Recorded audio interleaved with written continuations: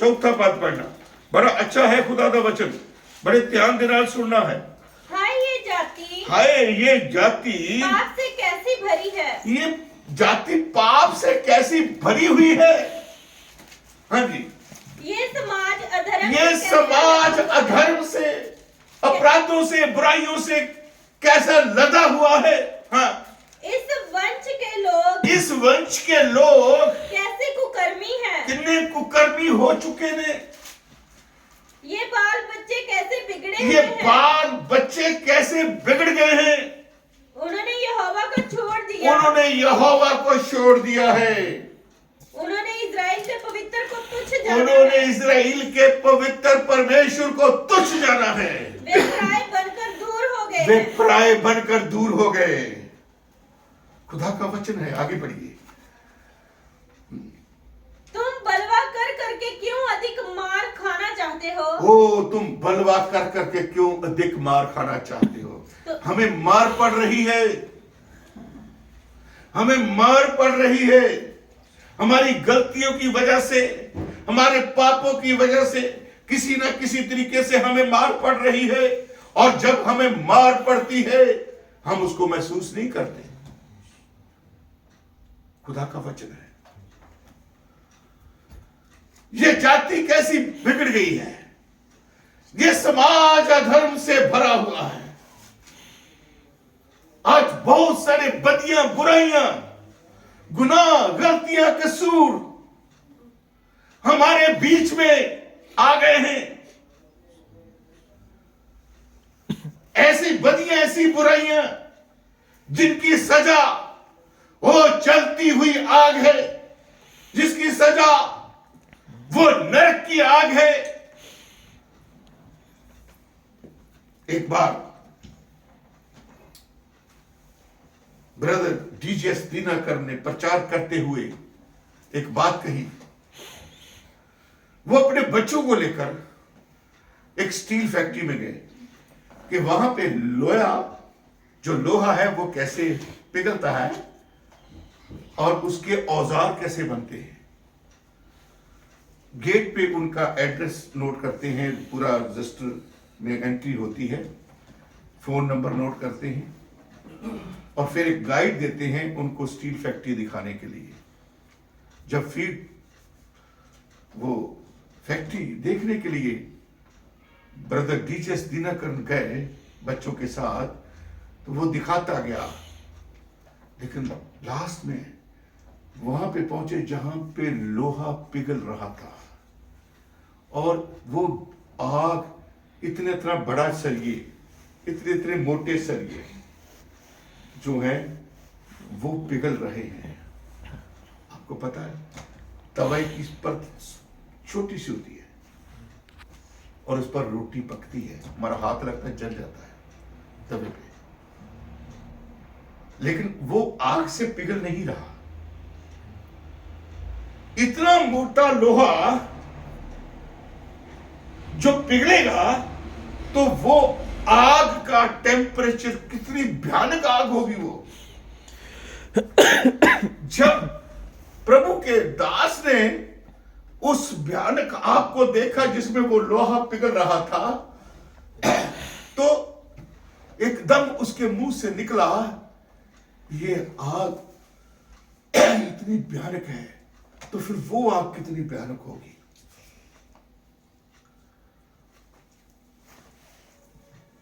Guide ने सुना, वो चले गए। सारी रात गाइड को नींद नहीं आई। कोई और आग भी है, इससे भयानक आग भी है कोई और।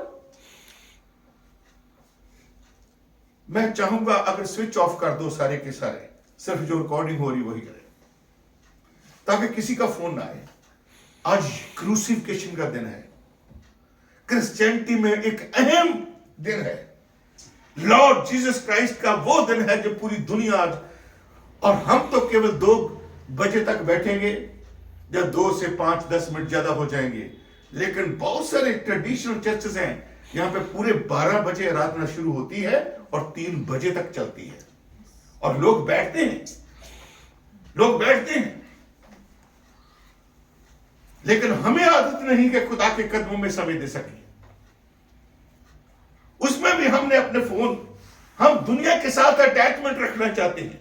याद रखिए, जब खुदा के कदमों में हो तो खुदा के साथ आपकी अटैचमेंट तभी बनेगी जब इधर उधर से ख्याल खत्म हो जाएगा।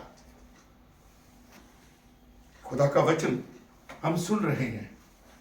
तो ब्रदर डीजेस दिनकर ने जब ये कहा तो वो जो सुनने वाला गाइड था वो उसको पूरी रात नींद नहीं आई। सुबह जल्द उठा, वो फैक्ट्री गया, रजिस्टर खोला, उसका एड्रेस देखा, उसके घर पहुंच गया। ब्रदर डीजेस दिनकर के जाके दरवाजा खड़काया और उन्होंने दरवाजा खोला। ब्रदर, माफी चाहता हूं आपको, सुबह सुबह मैंने तकलीफ दी है, लेकिन मुझे रात नींद नहीं आई। क्योंकि क्या बात है, आपने कल देखा जब उस अग्नि को, तो आपके मुंह से वो शब्द निकला था कि ये आग इतनी भयानक है, तो फिर वो आग कितनी भयानक हो। मैंने आज तक इस आग से ज्यादा कोई भयानक आग नहीं देखी। तो मुझे उस आग के बारे में बताइए, मैं उस आग के बारे में जानना चाहता हूं। और ब्रदर डीजेस दिनकर अपने अंदर ले गए, बिठाया, चाय पिलाई और वचन दिया। जब वचन में उन्होंने देखा और वो इंसान उसी वक्त अपने पापों से मन फिरा गया, क्योंकि वो उस सजा से डरता था जो उसको उसके पापों की वजह से मिलने वाली थी। हमारे पास ऐसा कुछ नहीं है कि हम उस सजा की कीमत दे सकते। हमारे पास कुछ नहीं था, क्योंकि जानवरों की बलियां भी केवल लहू ही छुटकारा दे सकता था। हमारा पैसा छुटकारा नहीं दे सकता, हमारा सोना चांदी नहीं दे सकता, छुटकारा नहीं दे सकता, हमें माफी नहीं दिला सकता, हमारा कुछ भी हमें माफी नहीं दिला सकता। तो कौन है माफी दिलाने वाला? कौन है माफी दिलाने वाला? खुदा का वचन, प्रभु के वचन में लिखा है, जब हम व्यवस्था विवरण पढ़ते हैं, 15 की 15 पढ़िए, कोई भी पढ़ सकता है।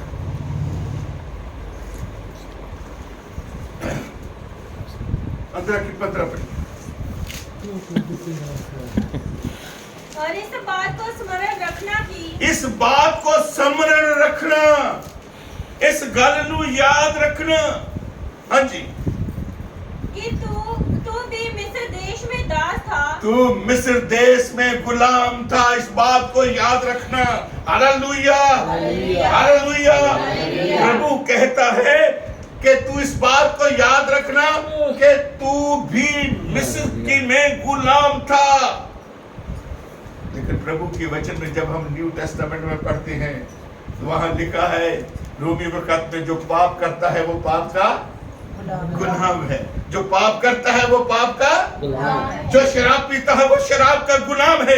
जो सिगरेट पीता है वो सिगरेट का गुलाम है। जो बीड़ी पीता है वो बीड़ी का गुलाम है। जो खैनी खाता है वो खैनी का गुलाम है। जो फीम खाता है वो फीम का गुलाम है। जो शराब पीता है वो शराब का गुलाम है। जो वैश्यवृत्ति करता है वो उस पाप का गुलाम है। जो मूर्ति पूजा करता है वो उस पाप का गुलाम है। हर एक इंसान पाप का गुलाम है। प्रभु कहता है अपने गुलामी के समय को कभी भूलना मत, कभी भूलना मत कि तुझे दासत्व के घर से, गुलामी के घर से तुझे छुटकारा दिलाया है। Hallelujah, hallelujah, hallelujah. गुलामी के घर से हमें छुटकारा मिला है।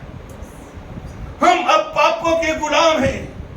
जब हमारे देश का इंडिपेंडेंस डे मनाते थे, मैं यंग था उस वक्त, मेरे पास छोटी कैसी होती थी, एक बड़ी अभी घर पे ऐसी है कैसी हूँ, मैंने एरन को लेके दी थी। इन बच्चों को शौक नहीं है बजाने गाने का।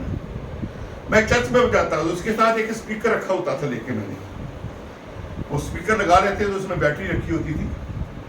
तो पास्टर बेबी वर्गीस हमें 15 अगस्त वाले दिन या 26 जनवरी वाले दिन वो हमें लेते थे।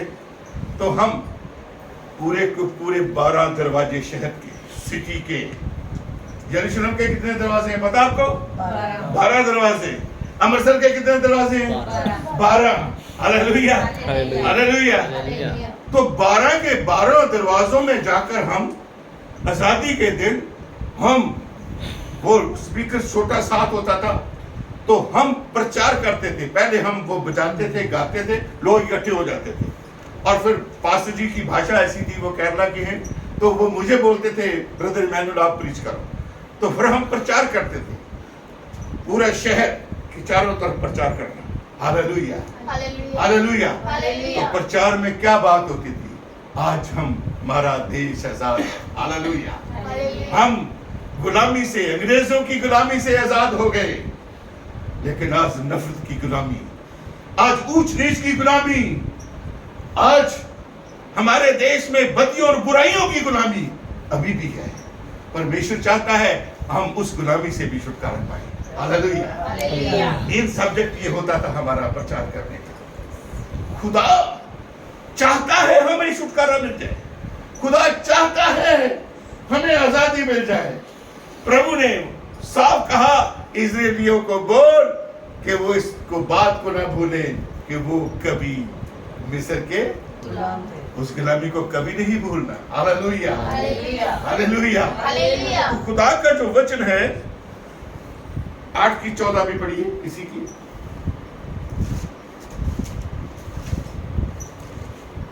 तब तेरे मन में अहंकार समा जाए और तू अपने परमेश्वर यहोवा को भूल जाए, तो तुझको दासों के घर अर्थात मिस्र देश से निकाल लाया है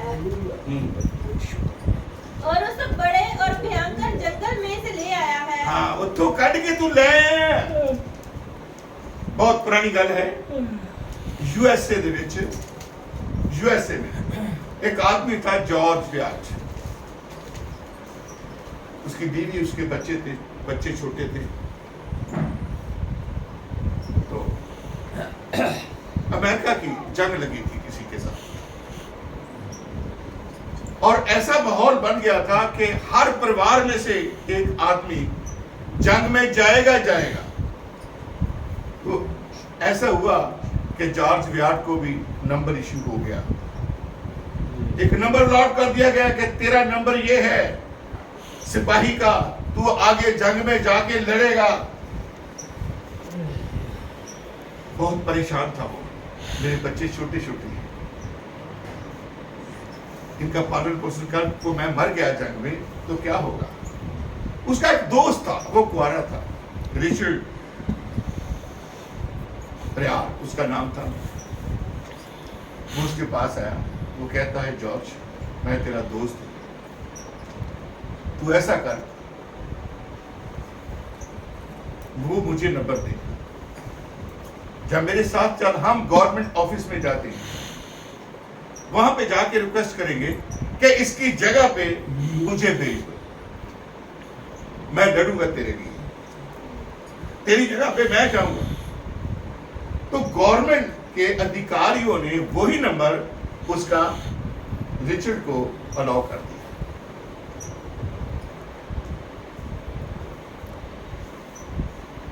वो नंबर अलाउड हो गया। रिचर्ड लड़ते लड़ते जंग में मर गया। कुछ समय के बाद सरकारी अधिकारी उसके घर पे आए, भाई आपको अब तो जाना ही पड़ेगा। वो कहता क्यों जाना पड़ेगा, मैं नहीं जा सकता, शर्म इनकार कर दिया। भाई आपको जाना पड़ेगा। कहते क्यों जाना पड़ेगा, आपका अपना रिकॉर्ड चेक कीजिए, मेरी जगह पे मेरा दोस्त कुर्बान हो चुका है, अब आप मुझे नहीं बुला सकते। उसकी मौत के कारण, उसके जाने के कारण, उसकी कुर्बानी के कारण अब मुझे छुटकारा मिल चुका है। इस बात से मेरे लिए जाना जरूरी नहीं है, मैं नहीं जाऊंगा। और जब उन्होंने रिकॉर्ड देखा तो फिर वाकई ऐसा हुआ, उनको पता चला कि इसकी जगह वो नंबर, वो कुर्बान हो चुका है, अब हम इसे मजबूर नहीं कर सकते। भाई बहनों, हम लोग, हमारे लिए हमारा प्रभु कुर्बान हो चुका है। हमें किसी पशु की बलि की जरूरत नहीं है देने की, हमें किसी और बलि की जरूरत नहीं है। हमारी जगह पे हमारा प्रभु कुर्बान हो चुका है। Hallelujah, hallelujah, hallelujah. उसने हमारे लिए दुख उठाया है, बड़ी भयानक सजा है जो उसको मिली हमारे लिए। वो गतसमनी बाग में पकड़वाया गया और इस तरह से उसको पकड़ने के लिए गए। यहूदा इस्करियोती ने 30 सिक्कों में उसको बेच दिया और वो खुद गया उसको पकड़वाने के लिए। वहां पे लिखा पतरस ने तलवार के साथ उसका कान एक का उड़ा दिया जो सिपाही था, पर प्रभु ने कान उठाया और उस वही जगह पे लगा दिया। Hallelujah, hallelujah. वो मौजा वहां पर भी बहुत बड़ा मौजा हो गया। हालेलुया, बड़ा चमत्कार हो गया। यीशु को पकड़ के वो ले गए हैं। इससे पहले यीशु मसीह ने को एक कहा था कि प्रभु हम तेरे लिए तो तेरे साथ जीने मरने के लिए तैयार हैं, पतरस ने कहा था। लेकिन प्रभु ने क्या कहा, तू आज ही रात मेरे साथ मुर्गा बांग देने से पहले मेरा 3 बार इनकार करेगा। और पतरस ने इनकार किया। कब इनकार किया? जब उसको बहुत मार रहे थे। उसको थप्पड़ मारते, इधर से कोई उधर से मार के चला गया, कोई उधर से आया पीछे से गुस्सा मार के चला गया, कोई उधर से आया कोई वो गुस्सा मार के चला गया, कोई कुछ कर रहा है, कुछ कर रहा है। तो फिर बड़ा क्या बोलते थे? वो बोलते थे भविष्यवाणी करके बता तुझे किसने मारा, तुझे किसने मारा, भविष्यवाणी करके बता तुझे किसने मारा है। आखिर में उसका चोगा जो पहना था भागा, वो भी उतरवा लिया गया, उस पर पर्ची डाल ली कि अगर हम इसको फाड़ेंगे तो किसी काम के नहीं आएगा, लेकिन एक को मिल जाएगा तो काम चल जाएगा, हमारे काम आ जाएगा। उसके कपड़े भी उतरवा लिए, अब अंडरवियर में है, उसको लटा दिया गया है, उसको कोड़े मारे गए हैं, कोड़े 9 किल उस पर खूब जाते हैं बॉडी में एक कोड़े से, और साथ में मांस भी खींच लाते हैं। इतना मारा। प्रभु के वचन में लिखा है उसकी पीठ ऐसी दिखाई दे रही थी जैसे हलवाइयों ने हल जोता हो, हड्डियां नजर आने लगी। कैसा था हमारे प्रभु का उस शरीर? एक आया पीछे से सरकंडा मारा ठा करके सर में, जैसे रॉड मारते हैं।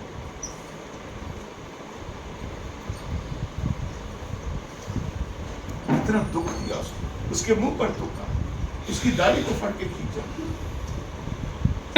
5 अदालतें लगी, कभी उसको धू के उधर दूसरी अदालत में ले जा रहे हैं, फिर तीसरी में लेके जा रहे हैं। 5 अदालतों में वो निर्दोष निकला, वो निष्पाप है, लेकिन भीड़ को उकसा दिया गया है।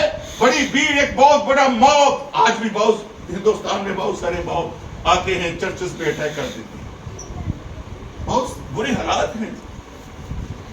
बहुत बड़ी मॉब कह रही है इसको सलीब दे, पिलातुस कहता है इसमें कोई दोष नहीं पाता, ये निष्पाप है। वो कहते इसको सलीब दे, इसको सलीब दे।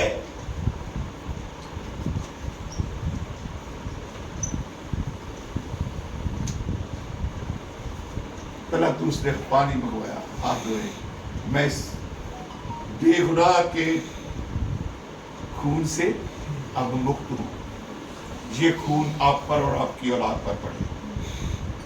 आप जिद कर रहे हैं।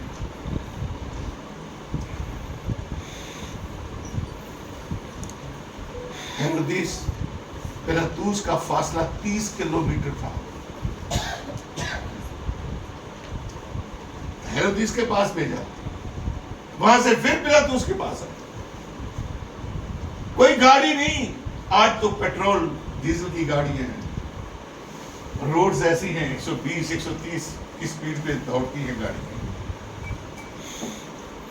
30 किलोमीटर तो 20 मिनट में पहुंच जाते हैं लोग। लेकिन उस वक्त रथ होंगे जिस पर ले जाया गया होगा, इतना बुरे हालात होंगे। जब जख्मी हुआ हमारा प्रभु, सिर पर कांटों का ताज पहनाया हुआ, कांटे खुबे हुए हैं, वहां से भी खून बह रहा, कितने बुरे हालात थे उसको। इतना दुख किस लिए? प्रभु के वचन में लिखा है उसने हमारे अपराधों को अपने ऊपर ले लिया, हमारे ही पापों के कारण उस पर ताड़ना हुआ, उसके कोड़े खाने से हम चंगे हुए। हालेलुया। हालेलुया। वो बहुत अच्छा परमेश्वर है जिसने अपना इकलौता बेटा भी नहीं छोड़ा। एक पास्टर के 6 बच्चे थे और उस कलीसिया में एक ऐसा जोड़ा आता था जिसकी संतान ही नहीं हो रही। एक दिन वो पास्टर को कहता है, अपनी बीवी के साथ सलाह कर किया उसने, और फिर पास्टर के पास वो गए। पास्टर को कहा, पास्टर जी आपके पास 6 बच्चे हैं, हमारे पास कोई भी नहीं है, एक बच्चा हमें दे दो, हम पालेंगे, हमारी प्रॉपर्टी का वो मालिक होगा, हम उसको अच्छा पढ़ाई लिखाई ये करेंगे वो करेंगे। वो कहता है ठीक है, मैं अपनी पत्नी के साथ सलाह कर, मैं पत्नी की सलाह के बिना कोई बच्चा नहीं दे सकता। तो क्या हुआ,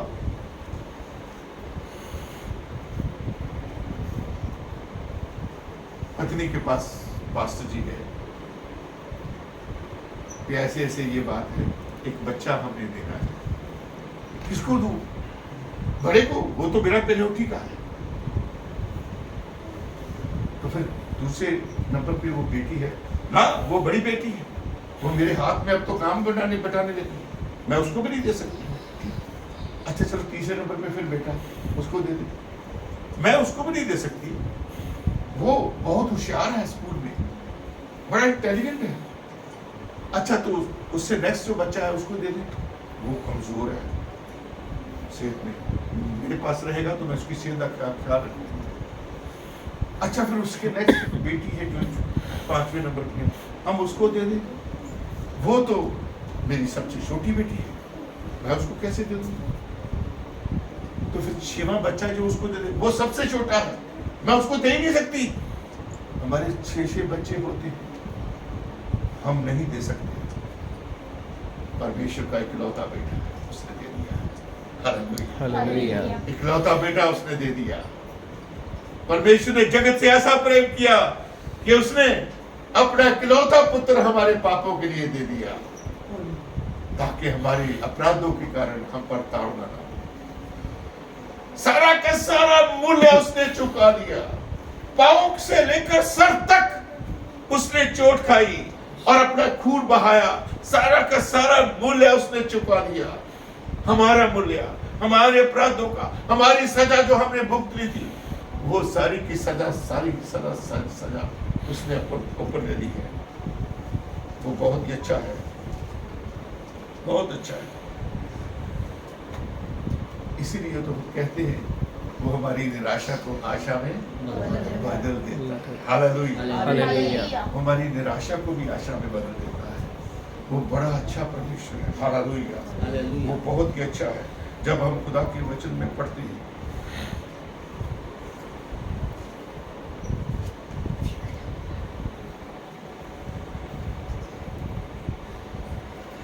पढ़िए 1 Corinthians के पहला अध्याय 18वां पद। मैं क्षेत्र खत्म करूंगा।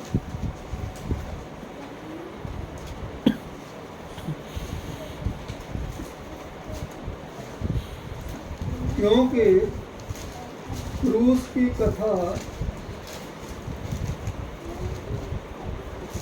नाश होने वालों के लिए, क्रूस की कथा नाश होने वालों के लिए क्या है? मूर्खता है। मूर्खता है। आज बहुत सारे लोग खुदा से दूर हैं, मूर्ख हैं। वो सलीबी कथा को सुनना भी पसंद नहीं करते। सुनना भी पसंद नहीं। लेकिन ऐसे भी गीत हैं प्रभु के इस प्यार के बारे में। वो गीत ही कहते हैं कि ये कहानी जो क्रूस की है, इसको सुना दो, सारी दुनिया को सुना दो। मुझे रात कई सालों के बाद जब मैं वचन दे के हटा इधर भाई हीरा के घर में, तो मुझे वो पहली 1-2 लाइन याद आई। सुना दो मुझको वो प्रेम कहानी, प्रेम कहानी सदियों पुरानी, प्रेम कहानी। वो प्रेम जो सलीब पर प्रभु ने दिखाया है, उस कहानी की कथा, उस क्रूस की कथा नाश होने वालों के लिए मूर्खता है, पर हम उद्धार पाने वालों के लिए वचन में लिखा है परमेश्वर की सामर्थ है। हालेलुया। हालेलुया। हम उद्धार पाने वालों के लिए परमेश्वर की सामर्थ है। वो सलीब जिससे लोग नफरत करते थे, वो सलीब जिसको लोग अच्छा नहीं समझते थे, वो सलीब जिसका नाम लेना पसंद नहीं करते थे, क्योंकि सलीब ने बहुत सारे लोगों के नौजवानों को ले लिया, खत्म कर दिया। वो मौत की सजा है और बहुत बुरी सजा है, इसलिए लोग उसका नाम भी लेना नहीं चाहते थे। लेकिन जब हमारा प्रभु हमारे लिए सलीब पर चढ़ा तो वो क्रूस हमारे लिए आशीष का कारण बन गई। हालेलुया। हमारे लिए सामर्थ का कारण बन गई। वही क्रूस, वही सलीब हमारे लिए एक चिन्ह बन गई कि ये सलीब के द्वारा हमारा छुटकारा हुआ है, इस सलीब के द्वारा हमारा उद्धार हुआ है, इस सलीब के द्वारा मेरी चंगाई हुई है, इस सलीब के द्वारा मुझे शैतानी ताकतों से छुटकारा मिला है, और डेविल्स की ताकतें, शैतानी ताकतें इस सलीब के द्वारा मुझे छोड़कर चली गई। यही सलीब है, हालेलुया, जो मुझे आगे ले जाती है। और आज हर घर में सलीब है। हालेलुया। आज हर घर में सलीब है, हर घर में यीशु के दुखों को याद भी किया जाता है, और छुटकारा, हालेलुया, हमें मिलता है उस क्रूस के द्वारा। वो बड़ी सारा बादशाह करा। Thank you Jesus, thank you Jesus, thank you Jesus. ये बड़ी सारा बादशाह करा।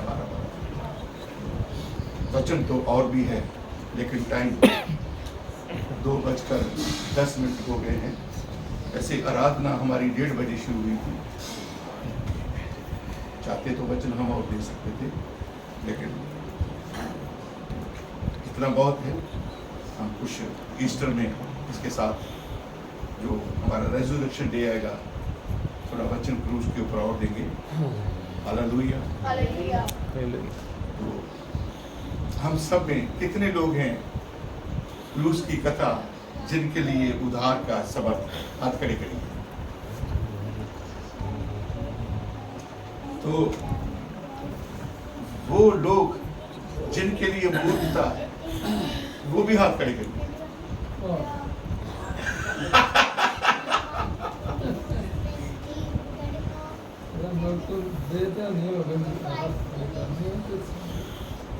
एक पास्टर प्रचार कर रहे थे, तो कुछ लोग सो गए, तो उन्होंने सोए हुए को देखकर कहा, तुम में से कौन सोता है? वो कौन लोग हैं जिनके लिए नरक के दरवाजे खुले हुए हैं? हाथ खड़े, उठ के खड़े हो जाओ। तो एकदम उठ के खड़े हो जाओ। ये आवाज सोए हुए कानों में पड़ी, बाकी उनको पता नहीं, उठ के खड़े हो गए। सब लोगों ने उनका ठट्ठा किया। अरे भाई, आप सोए हुए थे, आप नरक में जा रहे हो क्या? नहीं जी, नरक में नहीं जा रहे। तो फिर पूरा वचन सुनना चाहिए, पूरा वचन सुनना चाहिए आपको। मैंने तो उन लोगों को खड़े होने के लिए कहा जिनके लिए नरक के दरवाजे खुले हुए हैं, लेकिन हमारे प्रभु ने क्रूस के द्वारा हमारे लिए स्वर्ग का दरवाजा खोल दिया। हालेलुया। क्रूस से पहले, यीशु मसीह की मृत्यु से पहले जितने भी लोग मरते थे, उनका आत्मा नीचे अधोलोक में, पाताल में जाता था, और पाताल में जो नरक है उसमें जाता था। लेकिन जो प्रभु में मरते थे, वो भी पाताल में उनकी आत्मा जाती थी, क्योंकि उनका अलग अलग है। नीचे भी स्वर्ग था छोटा, और उसी स्वर्ग में यीशु मरने के बाद उनका आत्मा गया और उनको क्या दिया? कैदी आत्मा को छुटकारा दिया। Hallelujah, hallelujah. वो तो यीशु से पहले आदम से लेकर जितने भी प्रभु में मरे, वो सब भी उनको उद्धार, अधिकार की शक्ति उसे तब मिला जब यीशु की कुर्बानी। उनका भी बाबा आत्म का आत्मा भी नीचे था। आपको पता है, लूका की इंजील में हम जब पढ़ते हैं, नासर जो गरीब है, कंगाल, वो मर गया, और धनी भी मर गया। तो धनी ने देखा नरक से स्वर्ग में किसको? अब्राहम की गोद में लाजर बैठा हुआ।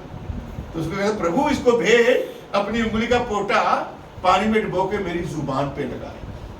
तो वो उधर की बात है, पास पास है स्वर्ग और नरक, बीच में एक खड्ड है। और अब्राहम ने कहा, ना तो नरक से इधर तो स्वर्ग में आ सकता है, ना स्वर्ग से नरक में जा सकता है। जो लोग आज दुआएं करते हैं मरने के बाद, प्रभु तो मरने वाले की आत्मा को शांति देना। कोई दुआ करेगा, तू उसको अपनी भेड़ों में स्थान देना, तू अपने कदमों में उसको स्थान देना, इस तरह की दुआएं करेंगे, गलत। हमारे प्रभु ने हमारे लिए स्वर्ग का दरवाजा खोल दिया। हालेलुया। हमारे प्रभु ने हमारे लिए स्वर्ग का दरवाजा खोल दिया है। वो महान है। हालेलुया। वो महान है। और उस बात के साथ क्या हमें किसी आशीष से रहने देगा? कभी नहीं। जो हमारे लिए अपनी जान दे सकता है, वो और क्या कुछ नहीं कर सकता। कोई है दुनिया में कोई ऐसा दोस्त जो दूसरे दोस्त के लिए जान दे? प्रभु कहता है, मैंने तुम्हारे लिए अपनी जान, हालेलुया, मैंने तुम्हें छुटकारा दिया है। हमें इस बात को कभी नहीं भूलना। हालेलुया। प्रभु का वचन है। पुराना नियम नए नियम की परछाई है। पुराने नियम में ऐसा लिखा है, तू मिस्र की गुलामी को मत भूलना। Thank you Jesus. एक और बात है, हमें जीना है तो दूसरों के लिए जीना है। हमें जीना है तो मसीह के लिए जीना है। यीशु मरा तो दूसरों के लिए मरा। उस बात के साथ हमें एक तालीम दे दिया कि हमें भी प्रभु के लिए जीना और मरना है, और उसके लोगों को। हालेलुया। आइए हम प्रार्थना में